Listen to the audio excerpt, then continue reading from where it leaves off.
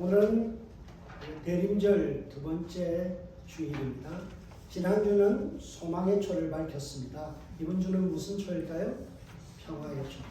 우리 함께 한번 다 같이 선포합시다. 예수는 우리의 평화이십니다. 그렇습니다. 예수 그리스도가 우리의 삶에 평화로 찾아오셔서 우리의 삶에 평화를 주실 줄 믿습니다. 아멘. 오늘은 마태복음 17장 1절에서 8절의 말씀 가지고 예수만 보이더라 라는 제목으로 은혜 나누고자 합니다. 오늘 본문의 시작은 엿새 후에 라는 말씀으로 시작합니다. 엿새 후라는 이 말이 참 중요한 것 같습니다. 여러분, 유대인들에게는 숫자가 다 의미를 가지고 있습니다. 그래서 수비학 또는 숫자학이라고도 이야기하는데요. 우리가 알파벳처럼 알라베스 김멜 하는 이 히브리어가 쭉 있는데요. 그게 숫자가 있어요. 숫자값이 있어요. 그래서 다윗 그러면 4, 6, 4를 합치면 14가 되죠. 그래서 우리가 마태복음 1장에 보면 14대요, 14대요, 14대 이렇게 나오는 것이 그런 의미의 연장선상에서 있다라는 겁니다. 유대인들에게 숫자는 굉장히 큰 의미가 있죠. 누가복음에 보면 오늘 본문을 8일절이라고 8일로 이야기하는데요. 오늘 마태는 6일이라고 이야기합니다. 왜 그렇게 6일이라고 기록했을까요? 이건 나름 의미가 있다라는 것입니다. 여러분, 6이라는 숫자를 통해서 제자들의 영적인 상태를 말해주고자 하는 것이 마태의 의도입니다. 6이라는 것은 성경에 보면 굉장히 불완전한 숫자, 암흑의 시간, 혼돈의 시간 할 때 이 땅의 완성수 또는 불완전한 숫자가 6입니다. 우리가 흔히 그러죠. 7은 완전수다. 1은 하나님의 숫자다. 그런 이야기를 해요. 예, 성경에 보면 이 성경에 나타난 숫자의 해설이라는 책이 있습니다. 이 책에 보면 이런 부분들이 잘 설명이 되어 있어요. 숫자마다의 숫자값이 있고 그 의미가 있습니다. 6은 어떤 의미라고요? 암흑 또는 땅, 불완전이라는 거죠. 여러분, 예수님께서 처형되는 장면을 다루는 마태복음 27장 45절에 보면 예수님이 십자가에 달려서 그 시간이 제6시쯤이라고 나오죠. 거기에 보면 온 땅이 어두워지고 덮여지고 3시까지 캄캄해졌다라는 내용이 나옵니다. 예수님께서 본격적으로 고난당하신 것은 제6시, 유대인들이 6이라는 숫자를 써서 완전히 어둠과 혼돈과 불완전한 상태로 처해졌다라는 것을 말해주죠. 여러분, 우리가 잘 아는 요한계시록에 보면 어떤 숫자가 나와요? 666이라는 숫자가 나죠. 이 숫자는 곧 짐승, 사탄의 숫자다라고 이야기하죠. 6이라는 숫자는 그렇습니다. 마태복음에 보면 예수님을 시험하는 마귀 또는 사탄이라는 단어가 6번 등장해요. 그리고 다니엘서의 신상에 보면 다니엘 신상의 높이가 6규빗 그리고 6가지 재료로 되어 있어요.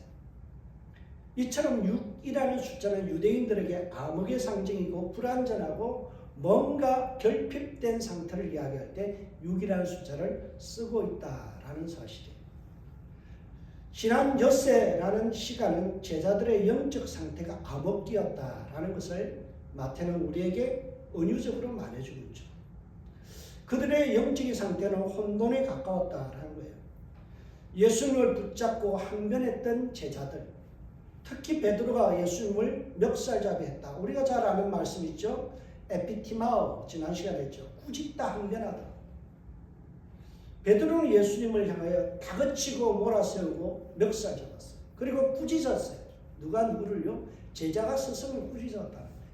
있을 수 없는 일을 했죠. 그리고 나서 그들이 했던 말이 뭔가요? 주여 그리 마옵소서. 이 일이 결코 주께 미치지 아니하리다. 그 뜻이 무슨 뜻이라고요? 그것이 원천무효입니다. invalid, 무효입니다. 아무리 주님이라 할지라도 내 뜻과 반하는 일을 한다면 나를 용서 못해요. 나 그거 수용할 수 없어요. 그렇게 베드로가 이야기하고 베드로가 예수님을 붙들고 항변했다 그러죠. 근데 그 주의 제자들 11명의 제자는 그 어느 누구 하나 나서서 말리지 않았어요. 베드로 그러면 안 돼라고 꾸짖지도 않았어요. 암묵적으로 동의하며 예수님과 뜻이 다를 때 제자들은 안면이 싹 바뀌고 그리고는 예수님의 반대편에 서서 예수님을 꾸짖기 시작했다라는 사실이에요. 여러분 그때 예수님께서 뭐라고 해요? 사탄아 내 뒤로 물러가라. 네가 설 자리는 나와 맞서는 자리가 아니라 나의 뒤에 서서 나를 따라오는 자리다 라는 것을 예수님께서 위치 선정을 정확하게 해주시죠. 여전히 제자들은 지난 6일 동안 그 트라우마에서 벗어날 수 없었고 그 영적인 어둠에서 벗어나지 못한 채 6일을 지나왔습니다.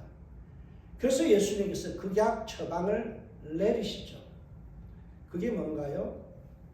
높은 산으로 예수님께서 등반을 명령하십니다. 예수께서 베드로와 야고보와 그 형제 요한을 데리고 따로 높은 산으로 올라갔더니 여기에 보면 예수님께서 3명의 제자, 수제자 3명을 데리고 올라갔다라고 되어 있습니다.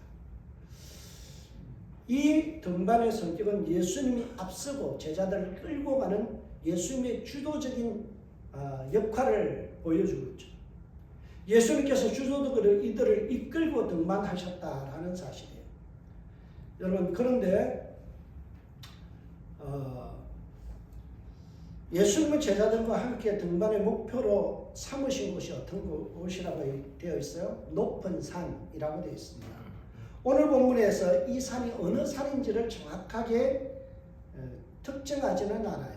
성경학자들은요 때로는 헬몬산일 것이다 라고도 이야기하지만 대체적으로 이스라엘 골짜기에 있는 다볼산이라고, 저도 저 꼭대기에 올라가 봤는데요 다볼산이라고 이야기합니다.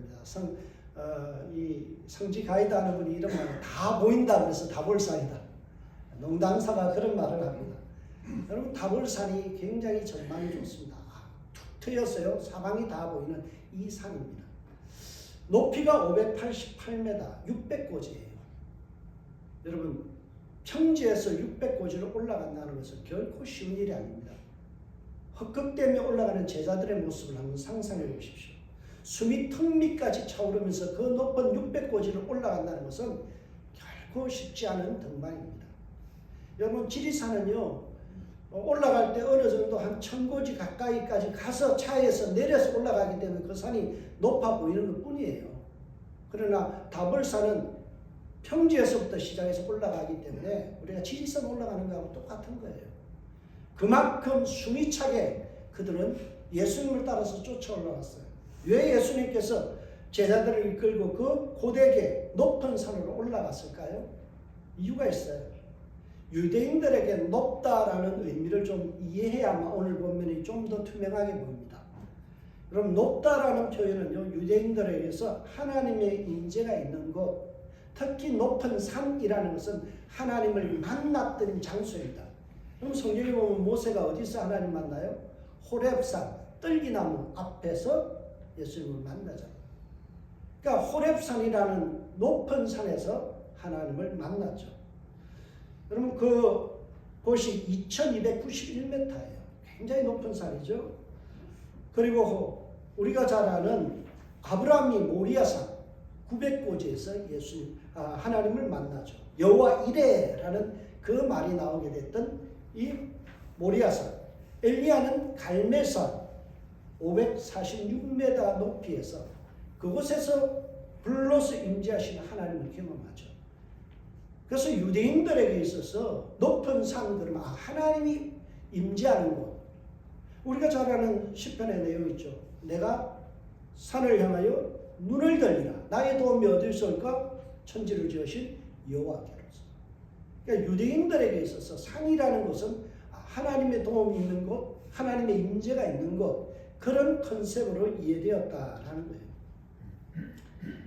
이 임재를 경험하기 위해서 아둔한 제자들을 이끌고 예수님은 헛극댐에 올라가셨어요.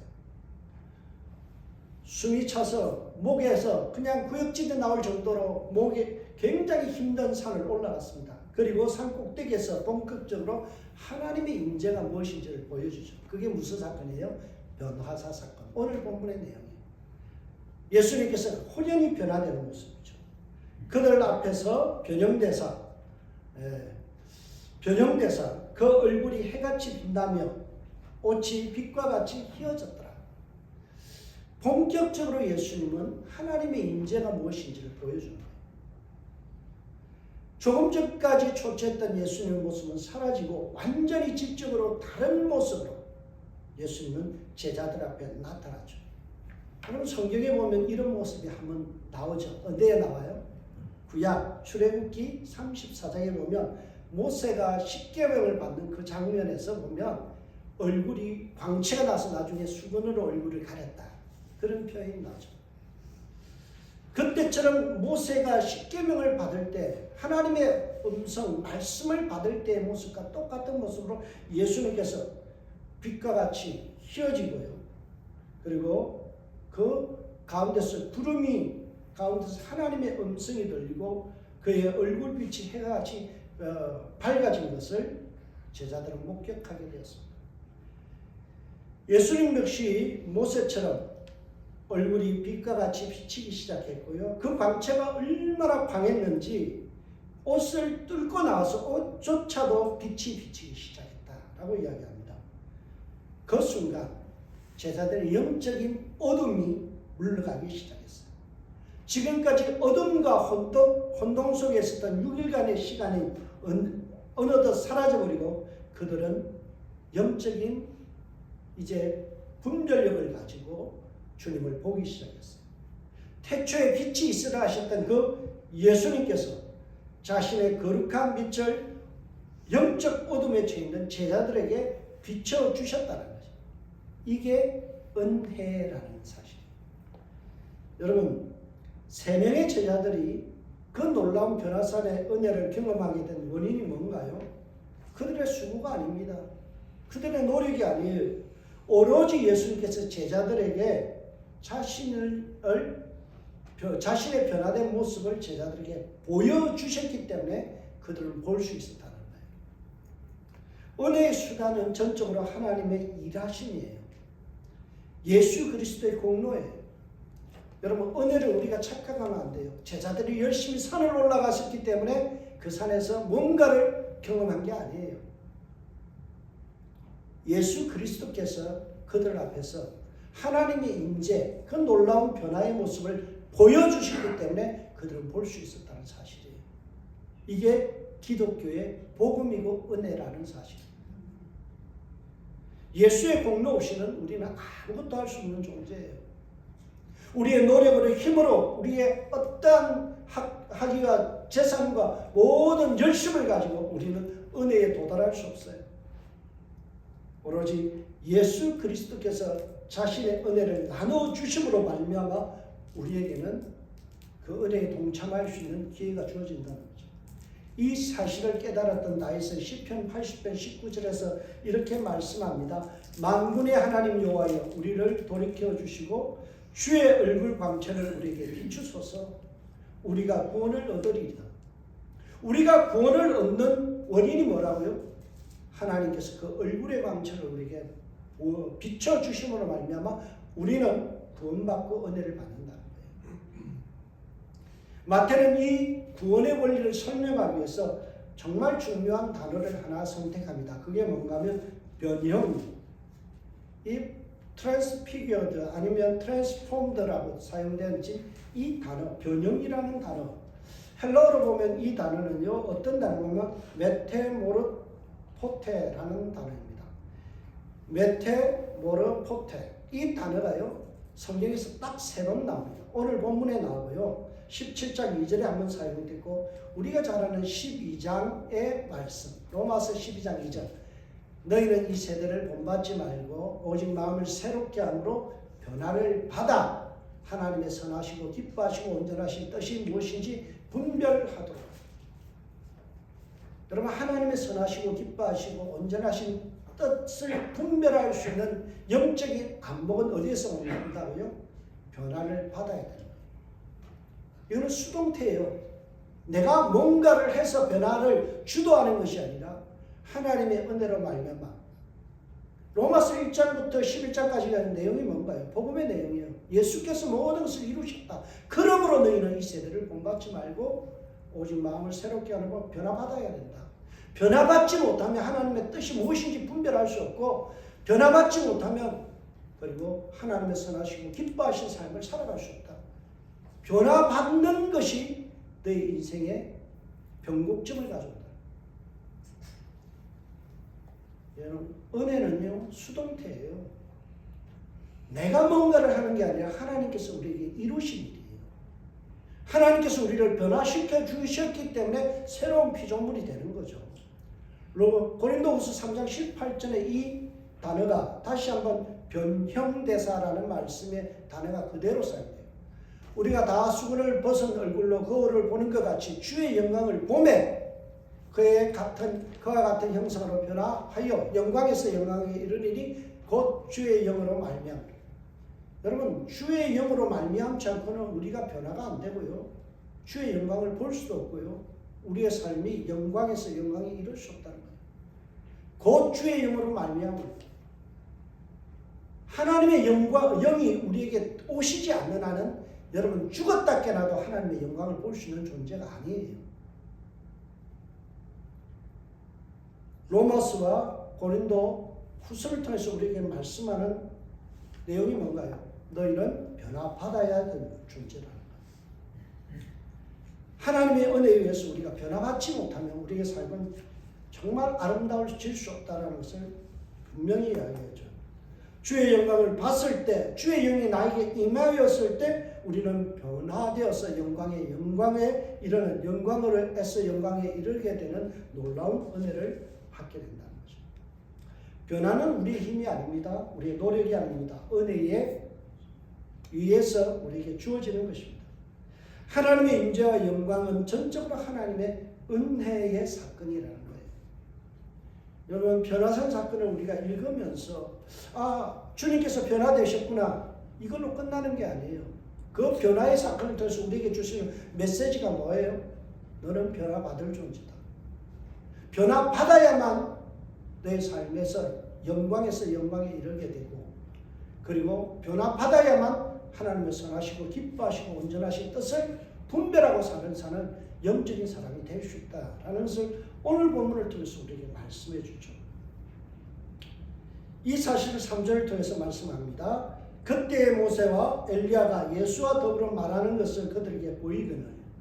오늘 성경에 보면요, 뭐라고 이야기하는 보면 예수님께서 변화되는 사건에 동참한 두 인물이 나옵니다. 한 인물이 누군가요? 한쪽에는 모세, 한쪽에는 누구예요? 엘리야죠. 이들에게는요 한 가지의 공통점이 있습니다. 그것은 죽음의 흔적을 남기지 않았다라는 거예요. 우리가 잘 아는 엘리야는 해리바람을 타고 불병거를 타고 어떻게 해요? 하늘로 성천했던 인물로 나오죠. 모세는 그의 죽음의 흔적이 나오지 않아요. 비스가산 꼭대기에서 언제 죽었는지 어떻게 죽었는지 말을 하지를 않아요. 그런데 유대인들의 전성에 따르면 모세도 성천했다라고 그렇게 유대인들은 믿고 있어요. 오늘 본문은 변화를 경험한 자는 모세와 같이 엘리야와 같이 죽음의 문제를 해결하고 영혼을 소유하는 천국으로 올라가는 존재가 된다라는 것을 오늘 본문은 우리에게 말씀해 줍니다. 변화사 사건은 우리에게 복음을 제시합니다. 네가 예수를 믿고 그 예수가 변화시켜 주시는 그 인생이 된다면 너는 죽음의 문제를 해결하고 영생을 맛보는 존재가 될 것이다 라는 사실이에요. 예수님의 변화의 사건에 모세 엘리야가 등장하는 것은 매우 의미심장한 사건입니다. 여러분, 모세의 오경이 생각나죠. 그래서 율법, 십계명을 확장시켜 놓은 게 뭐예요? 모세 오경, 창세기, 출애굽기, 레위기, 민수기, 신명기. 구약에 처음에 나오는 5가지 책이죠. 여러분, 그리고 엘리야는 뭡니까? 선지자죠. 오늘 예언자라고 하죠. 구약 성경에 선지서가 얼마나 많습니까? 모든 선지서가 구약에 있죠. 그러니까 구약하면요, 하나님의 말씀이 모세 오경과 하나님의 어떤 뜻을 드러내는 예언자, 선지자들의 내용이 바로 구약의 전체 내용이에요. 그래서 하박국 선지자가 마지막에 나오잖아요. 그죠? 말라기 선지자가 마지막에 나오잖아요. 그러니까 창세기부터 말라기까지의 내용이 뭐예요? 구약의 전체 내용은 결국에는 하나님의 말씀과 뜻이 무엇인지를 드러내고 그 구약을 성취하신 분이 누구예요? 예수 그리스도라는 사실. 그래서 예수를 중심에 놓고 말씀과 그리고 하나님의 뜻이 이 변화산상에서 드러난 거죠. 예수 안에서 율법의 완성과 하나님의 뜻이 완벽하게 성취되었다라는 사실이에요. 유대인들은 모세와 엘리야는 메시아가 도래할 때 반드시 함께 동행하는 인물로 믿고 있었어요. 그래서 모세와 엘리야가 등장한다는 이 사건은요, 일반적인 사건이 아니라 메시아가 오셨다라는 것을 유대인들에게 알려주는 그러한 사건이에요. 변화산 사건에 예수님께서 그냥 변화되어서 멋진 퍼포먼스를 보였다, 변화된 모습으로 짠 하고 보여줬다, 이게 끝이 아니에요. 여기는 복음이 깃들어 있고요, 예수가 메시아심을 증명해 보이는 사건이죠. 이 사실을 알고 있는 베드로 수제자가요, 예수님 앞에 나가서 이렇게 말합니다. 베드로가 예수께 여쭈어 이르되 주여 우리가 여기가 있는 것이 좋사오니 만일 주께서 원하시면 내가 여기서 초막셋을 짓되 하나는 주님을 위하여 하나는 모세를 위하여 하나는 엘리야를 위하여 하리다. 여러분 여기서 좀 궁금하죠? 생뚱맞잖아요.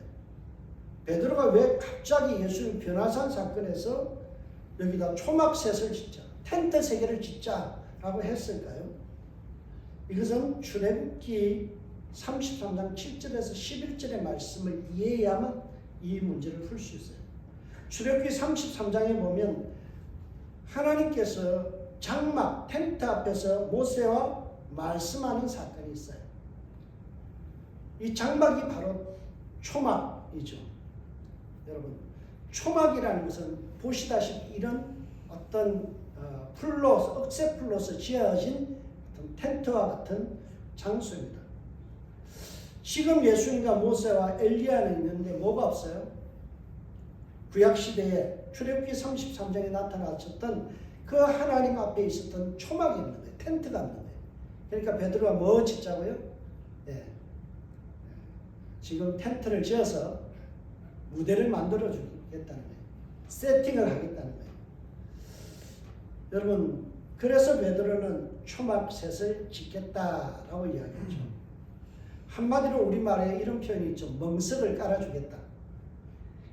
하나님의 임재를 드러낼 수 있는 무대, 초막절에 텐트가 설치돼야 분위기가 조성된다라고 베드로가 지금 예언하는 거예요. 그렇게 말씀하죠. 많은 사람들은 베드로가 지금 이 초막을 짓겠다는 표현은 여기가 너무 좋으니까 황홀경에 빠져서 여기 영구히 여기에 거주합시다, 머뭅시다라는 제안으로 해석하는 분들이 많아요. 그러나 제가 여러 가지 주석을 찾아보니까 베드로가 이렇게 한 것은 초막, 수코트라는 거예요. 여러분, 초막이라는 의미가 굉장히 큽니다. 베드로의 시각에서 지금 이 현실은 이 변화산의 사건은요, 뭔가 하면 초막절의 의미가 드러나는 현장이다. 유대인들이 초막절을 지키게 된 이유가 뭔가요? 10가지 재앙이 끝나고 나서 그들이 출애굽한 다음에 광야에서 지켰던 첫 번째 절기가 이게 초막절이에요. 그러니까 초막절 하면 그들의 유대인들은 뭘 생각해요? 10가지 심판. 그리고 레위기 23장이죠. 거기에 보면 절기가 쭉 나오는데 7가지 절기 중에서 가장 마지막에 등장하는 절기가 뭔가 하면 바로 초막절입니다. 그리고 다른 말로는요, 수장절이라는 것은 곡식을 거두어들여서 창고에 수장한다, 저장한다는 말이에요. 그래서 수장절은요, 알곡과 죽중이를 분리시켜서 곳간에 드리는 것. 이게 바로 초막의 의미예요. 베드로가 지금 초막셋을 짓자라는 말은요, 멍석을 깔아놓고 이 자리가 심판의 주로 오신 주님 앞에서 우리가 심판받는 자리다라는 것을 베드로가 지금 이야기하는 거예요. 6일 전에 예수님께서 하신 말씀을 베드로는 기억한 거예요. 예수님께서 바로 16장에 보면 어떤 말씀을 해요? 인자가 아버지의 영광으로 그 천사들과 함께 오리니 그때에는 각 사람이 행한 대로 갚으리라. 행한 대로 갚으리라. 심판이 있다라는 것을 6일 전에 예수님께서 말씀하셨거든요. 그것을 그대로 가져와서 지금 베드로가 뭘 이야기해요? 초막셋을 짓고 본격적으로 주님의 심판을 여기서 재판장으로서 주님께서 심판해 주십시오. 그래서 이 땅 밑에 있는 죄악된 사람들 싹 썰어버리고 우리가 새 나라를 건설을 합시다. 지금 베드로의 아이디어는 이것에 있다라는 사실이에요. 이렇게 제자들의 영적 안목, 통찰력이 조금씩 열리기 시작하자 예수님은 임재의 실제, 본격적인 임재의 내용을 드러내 보이십니다. 말할 때에 호련히 빛난 구름이 그들을 덮으며 구름 속에서 소리가 나서 이르되 이는 내 사랑하는 아들이요 내 기뻐하는 자니 너희는 그의 말을 들으라 하시니라. 하나님의 임재의 상징인 빛난 구름이 거기에 덮였다라는 거예요. 여러분 성경 구약에 봐도요, 구름은 뭘 상징해요? 하나님의 임재. 그래서 우리 잘 아는 성막의 지성소에 보면 뭐가 있었어요? 하나님의 임재의 구름이 있었죠. 이스라엘 백성들이 출애굽할 때 거기에 보면 하늘에 뭐가 있었어요? 구름 가운데, 짙은 구름 가운데, 불기둥 가운데 뭐가 있었어요? 구름 가운데 불기둥이 있었잖아요. 하나님의 임재가 있는 것은 항상 구름이 있었어요. 그래서 모세가 십계명을 받을 때도 산에 뭐가 덮였다 되어 있어요?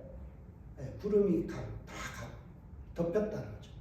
그래서 그것을 전문 용어로요, 히브리어는 쉐키나라고 이야기합니다.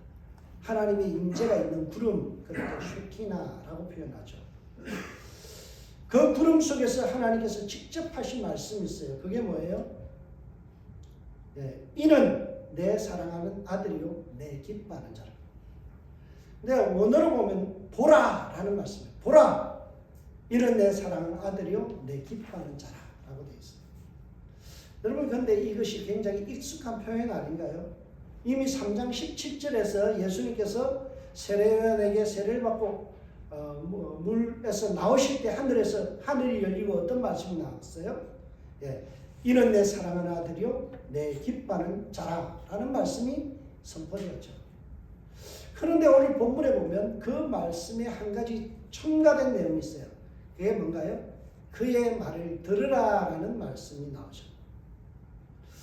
이 말씀은 신명기 18장 15절에서 19절의 말씀을 이해해야만 말씀이 이해돼요. 그곳에 보면 하나님께서 모세에게 말씀하죠. 장차 네와 같은 선지자가 다시 등장할 것이다. 그분이 메시아인데요. 그리고 나서 하는 말이 그의 말을 들어야 된다라는 말씀입니다. 지금 마태는 신명기 18장의 말씀을 가져와서 뭘 한다고요? 그의 말을 들으라라는 말씀을 첨언하고 있어요. 열심히 초막셋을 짓는 일을 하겠다는 베드로에게 정작 하나님께서 들려주신 음성이 뭔가요? 그의 말을 들으라라는 거예요. 이 말씀이 참 중요한 말씀이에요. 여러분 그의 말을 들으라, 순종하라라는 거죠. 제자의 삶의 기본이 뭐예요? 퍼포먼스가 아니라는 거예요. 뭔가 텐트를 치고 뭔가 무대를 만들고 뭔가 열심을 다해서 어떤 행위를 하는 것이 제자의 삶이 아니라 그의 말을 듣는 것, 순종하는 삶, 이것이 뭐라고요? 제자의 기본이라는 거예요. 지금 베드로는요, 저 아래로 내려가서 억새풀을 꺾어서 열심히 텐트를 지어보겠다는 퍼포먼스를 하려고 해요. 하나님께서 하나님의 임재를 드러내 보일 수 있는 무대를 만들기 위해서 분주하게 움직이려고 지금 아이디어를 짜고 어떻게 하면 멋진 텐트를 칠까, 초막을 만들까, 여기에 몰두하고 있었어요. 퍼포먼스의 달인이 되겠다는 거예요. 그런데 하늘에서 정작 들려온 메시지는 뭔가요? 스탑. 제자는 그런 게 아니야. 퍼포먼스의 달인이 아니야. 하나님의 말씀 붙들고 하나님의 말씀이라면 순종하는 자, 그것이 제자야 라고 오늘 말씀하는 거예요. 주님 말씀하시면 내가 다 한다. 주님 멈춰서게 하시면 멈춰서는 것. 이게 제자라는 거예요. 제자, 교회 와서 많은 분들이 혼돈해요. 성가대 열심히 하고요. 뭔가 청소 열심히 하고요. 와서 봉사 열심히 하면, 그리고 어떤 크리스마스가 되면 퍼포먼스를 멋지게 해서 뭐 강단에서 뭐 행사도 많이 하고, 그래서 기획을 잘하고 조명을 멋지게 쏘고 눈요기 하기 좋게 만드는 거, 그게 제자가 아니에요. 주님이 원하는 제자 뭐라고요? 그거 다 내려놓고 주의 말씀 붙들고 주님 말씀하시면 순종하는 삶, 그것부터 해라는 거예요. 여러분, 저와 여러분들이 말씀 따라가는 종이 되기를 주님으로 축복합니다. 화려하지 않아도 돼요. 여러분, 성탄절이라고 돼서 무슨 행사 뻑적지근하게 하지 않아도 돼요. 그날 우리가 주님 말씀 붙들고 있으면요, 그것이 가장 영광된 제자의 모습입니다. 말씀에 순종하는 제자 되어야 돼요. 특별히 우리가 주님께 순종하는 자가 돼요. 베드로는 보조 출연자에 지나지 않는 모세와 엘리야를 위하여 예수님과 동격의 천막, 텐트를, 초막을 짓겠다는 거예요. 일선 베드로가 인간에게도 하나님의 영광에 버금가는 권위를 부여하겠다는 거예요. 순종해야 될 대상을 잘못 설정한 거예요. 아무리 탁월한 모세와 같은 인간일지라도, 또 하늘에서 불을 떨어지게 하는 능력을 가진 엘리야를 할지라도 숭배의 대상은 아니다라는 거죠. 오직 주님만이, 예수님만이 경배의 대상입니다. 그래서 마태는 이는, 딱 집어서 이는 내 사랑하는 아들, 단수형으로 되어 있어요. 예수님만이 하나님의 사랑하는 아들이다. 예수님만이 높임을 받아야 될 자다. 예수님만 우리의 경배를 받아야 되고 예수님께만 순종해야 된다. 그래서 제자들이 걸어가야 될 길은요, 순종의 길이에요. 주님만 따라가는 길이에요. 예수님이 16장 23절을 통해서 제자들에게 주신 말씀이 뭔가요? 이에 예수께서 제자들에게 이르시되 누구든지 나를 따라오려거든 자기를 부인하고 자기 십자가를 지고 나를 따를 것입니다. 불과 엿새 전에 주님께서 하신 말씀이에요. 나를 따를 것이니라. 지난주에 살폈죠. 절대 순종. 주님 앞에 오베이, 순종하는 거예요. 제자는 자기를 부인하고 자기를 디나이하는 거예요. 내 생각과 내 뜻과 내 고집을 내려놓고 내 몫에 태어진 십자가를 지고 살아가는 삶. 내가 감당해야 될 주님을 위한 헌신의 장의를 마다하지 않는 삶. 이것이 제자다. 행사의 달인이 되지 말고 십자가 지고 내가 감당해야 될 그 몫을 감당하는 제자가 되어야 된다. 이 준엄한 말씀 앞에 제자들은 두려움에 휩싸였어요. 제자들이 듣고 엎드려 심히 두려워요. 제자들은 고개를 들 수가 없었어요. 그 부끄러움 때문에. 그리고 나서 엎드려 간청했어요. 오늘 본문에서 엎드렸다라는 말씀이 참 중요한데요.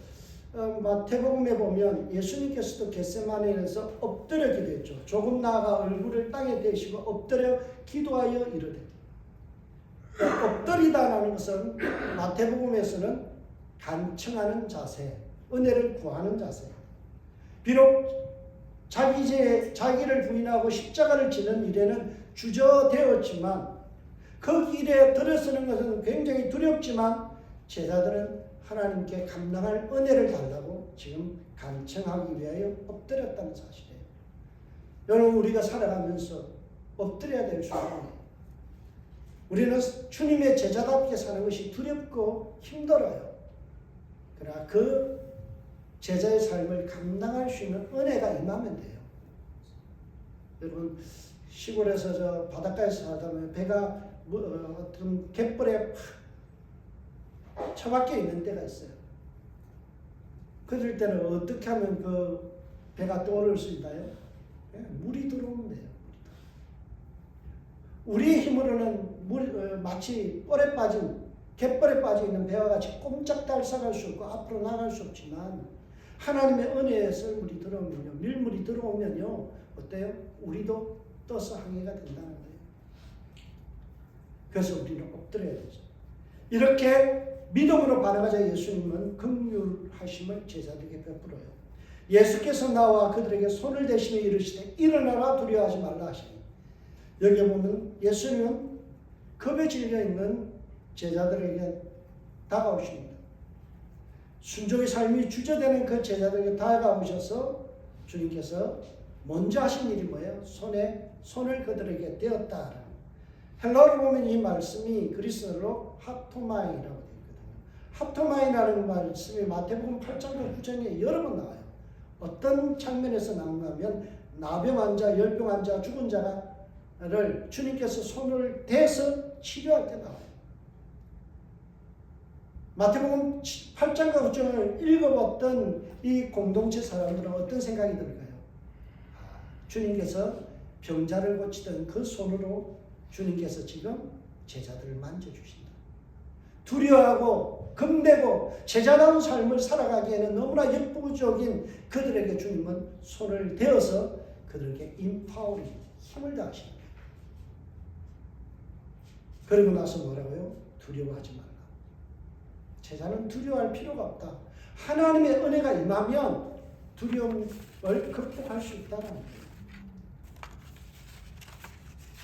영적인 어두움에 갇혀있던 제자들이 차츰차츰 해방되기 시작하고 영적 소경에서 이제 시력이 회복되기 시작해요.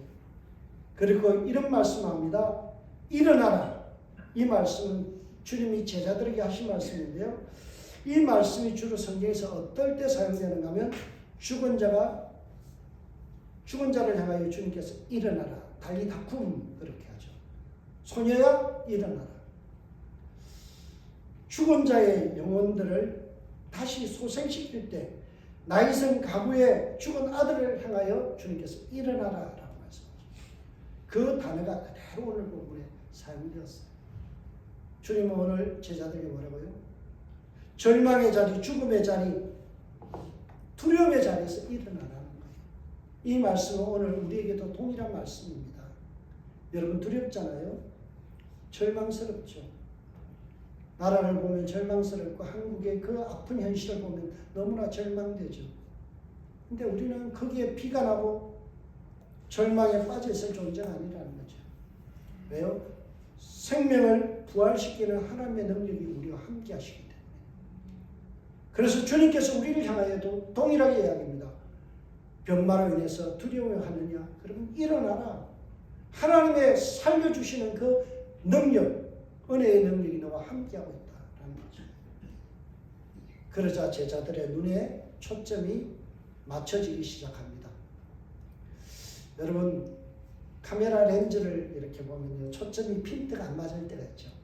정확하게 핀트가 맞아지면 어때요? 사물이 깨끗하게 들어오죠. 오늘 본문에 이렇게 본문이 끝을 맺습니다. 제자들이 눈을 들어보매 오직 예수 외에는 아무도 보이지 아니하더라. 여러분 그들이 초막을 짓겠다고 했던 엘리야도 안 보여요. 모세도 안 보여요. 오직 누구에게만 집중이 돼요? 예수에게만. 예수에게만. 여러분 이것이 진정한 제자의 모습이에요. 우리의 경배에 대해서는 사람이 아닙니다. 우리의 경배에 대해서는 결코 모세도 엘리야도 될 수 없어요. 우리는 누구만 보고 신앙생활 한다고요? 주님만 보고, 예수님만 보고. 예수님만 보이더라. 우리를 위하여 십자가 지시고 우리를 위하여 구원하시기 위하여 고난받으셨던 그 주님만 보고 신앙생활하는 거예요.